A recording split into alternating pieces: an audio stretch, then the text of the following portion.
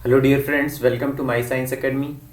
Work power energy से किस तरह के क्वेश्चन आपके एग्ज़ाम के लिए महत्वपूर्ण होंगे और प्रीवियस ईयर में किस टाइप के क्वेश्चन पूछे गए हैं, तो आइए देखते हैं वर्क पावर एनर्जी।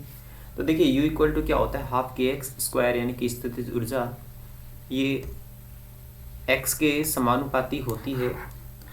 और यहाँ से अगर न्यूमेरिकल बनता है तो इस टाइप का बन सकता है कि दो स्थिति ऊर्जाएँ दे रखी हैं और ये पूछ सकता है कि किसी स्प्रिंग को इतना खींचा जाता है तो उसमें स्थिति ऊर्जा में कितना परिवर्तन होगा, तो इस तरह से पूछा जा सकता है।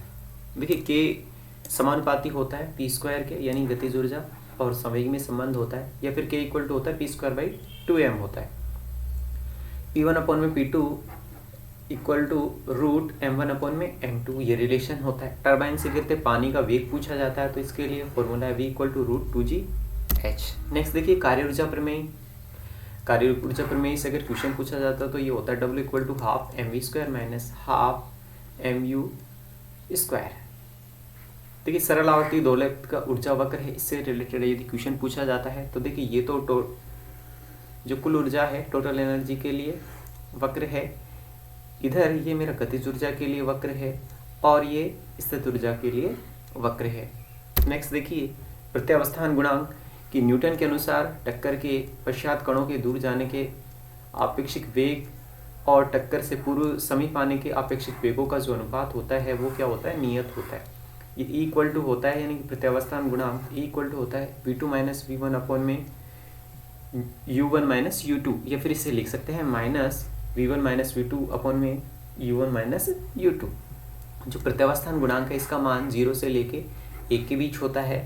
E इक्वल टू 1 पर प्रत्याश टक्कर होती है और यदि अप्रत्याश टक्कर होती है तो इसका मान 0 से 1 के बीच में होता है, तथा पूर्णतः अप्रत्याश टक्कर के लिए इसका मान 0 होता है। पूर्णतः अप्रत्याश टक्कर में जो कणों की टक्कर है उसमें ऊर्जा का ह्रास होता है, यानी कि K2 is less than K1, यानी जो पहले गतिज ऊर्जा थी वो अधिक थी और अब जो गतिज ऊर्जा है वो कम है। यहाँ से इस तरह का एक रिलेशन बन जाता है कि K2 अपन में K1 इक्वल टू M1 अपन में M1 प्लस M2। इसका तात्पर्य ये हुआ कि कणों की टक्कर में ऊर्जा का ह्रास होता है। यदि गतिज ऊर्जा और जो वेग है उसमें हम ग्राफ खींचें तो ये इस तरह का आता हुआ है, और यदि गतिज ऊर्जा और संवेग में हम ग्राफ खींचें तो ये इसी तरह का आता है, दोनों के लिए सेम ऊपर कर्व आता है ये। नेक्स्ट देखिए प्रतिकृषण बल के लिए ग्राफ ऐसा आता है, आकर्षण बल के लिए इस तरह का ग्राफ आता है। ये है स्थितिज ऊर्जा और ये है दूरी। समान द्रव्यमान के दो कणों की सीधी प्रत्यास्थ टक्कर में टक्कर के पश्चात उनके वेग परस्पर बदल जाते हैं। स्थिर शक्ति देने वाली मशीन के द्वारा एक पिंड को सरल रेखा की अनुदिष्टि समय में तय की गई दूरी क्या होती है, x समानुपाती t की घात 3/2। संरक्षी बल कौन कौन से होते हैं, गुरुत्वीय बल है, विद्युत स्थैतिक बल है और कमानी का प्रत्यास्थ बल है। ये क्या है, संरक्षी बल है। असंरक्षी बल घर्षण बल है, शान बल है। ये क्वेश्चन पूछा था सेकंड ग्रेड 2011 में। ऐसे कैसे क्वेश्चन पूछा था, ये ऑप्शन दिए थे। प्रारंभिक बिंदु से अंतिम बिंदु तक ले जाने के लिए किया गया कार्य पथ पर निर्भर नहीं करता। संरक्षी बल के लिए बल क्षेत्र में एक चक्र में किया गया कार्य क्या होता है, शून्य होता है। प्रारंभिक स्थिति से अंतिम स्थिति ले जाने में किया गया कार्य कण की गतिज ऊर्जा में परिवर्तन के बराबर होता है। ऐसे ही सेकंड ग्रेड 2016 में पूछा था, एक द्रव्यमान m प्रारंभिक विरामावस्था में है, इस पर नियत बल दिया जाता है तो दिए गए विस्थापन के लिए इसमें उत्पन्न वेग होगा। तो देखिए ये होता है v is proportional to 1/√m। देखिए ये क्वेश्चन पूछे हैं, m द्रव्यमान का कण u1 वेग से गति करता हुआ स्थिर अवस्था में m2 द्रव्यमान के कण से संघट यानी कि टक्कर करता है, तो टक्कर पूर्णतः अप्रत्यास्थ मानी है तो गतिज ऊर्जा में भिन्नात्मक हानि क्या होगी। तो देखिए गतिज ऊर्जा में भिन्नात्मक हानि यानी कि K2 में K1 क्या होता है, टक्कर के बाद गतिज ऊर्जा और टक्कर से पूर्व गतिज ऊर्जा। तो देखिए ये होता है हाफ m1u1 का स्क्वायर प्लस हाफ m1u1 का स्क्वायर अपॉन में m1 प्लस m2 अपॉन में हाफ m1u1 का स्क्वायर। तो यहाँ से इसको हम सोल्व करते हैं तो ये आता है हमारे पास m1 अपॉन में m1 प्लस m2।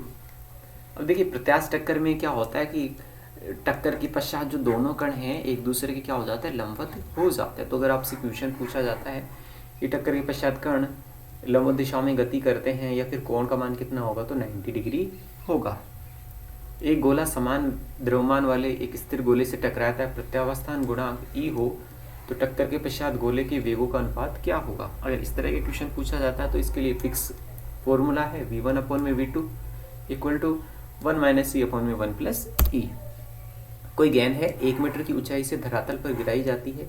यदि टक्कर का प्रत्यावस्थान गुणांक 0.6 है, यानी कि ये E का मान है, तो गेंद पुनः किस ऊंचाई तक उठेगी। तो देखिए H1 इक्वल टू होता है E⁴ इंटू H। प्रत्यावस्थान गुणांक का मान 0.6 है, हाइट कितनी है 1 मीटर है, तो हमें नई हाइट ज्ञात करनी है। तो H1 इक्वल टू E का मान 0.6 और N का मान मानेंगे 1, तो ये हमारे पास कितना आ जाएगा 0.36 मीटर। अब देखिए कोई m द्रव्यमान का पिंड है जिसका वेग u है और वो 2m द्रव्यमान के एक स्थिर पिंड से टकराता है, तो उसके लिए वेग क्या होगा 0। तो टकराने के पश्चात उसका वेग क्या होगा यदि दोनों कण आपस में चिपक जाते हैं। तो अगर दोनों कण आपस में चिपक जाते हैं तो इनका जो संयुक्त द्रव्यमान कितना होगा 3m होगा। तो देखिए यहाँ से संवेग संरक्षण के नियम लगाएं इसके लिए। तो इसका द्रव्यमान और इसका वेग यानी mu, इसका द्रव्यमान 2m और इसका वेग 0 इक्वल टू इसका द्रव्यमान 3m और इसका वेग निकालना है। तो यहाँ से हम इसको सोल्व करते हैं तो ये तो हो गया 0, mu इक्वल टू 3m, तो m से m कट गया, तो जो वेग यहाँ से क्या आएगा u/3 यानी प्रारंभिक का 1/3 रह जाता है। Thanks for watching the video.